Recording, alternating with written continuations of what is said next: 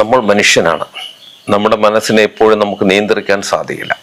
പലരിലും കാണുന്ന ഒരു ബുദ്ധിമുട്ടെന്ന് വെച്ചാൽ, നമുക്ക് മാനസികമായിട്ടൊരു വിഷമം വരുമ്പോൾ നമ്മൾ പെട്ടെന്ന് മുറിക്കകത്തേറെ കഥ കടച്ച് അങ്ങിരിക്കും. പിന്നെ അതിനെക്കുറിച്ചുള്ള ചിന്തകൾ, പിന്നെ ആത്മഹത്യ, ഇങ്ങനെ ഒരുപാട് ചിന്തകൾ, അനാവശ്യ ചിന്തകൾ നമ്മളിലേക്ക് വരികയും 1000-ൽ ഒരാളെങ്കിലും അതിന്റെ പുറകിലേക്ക് പോകുക.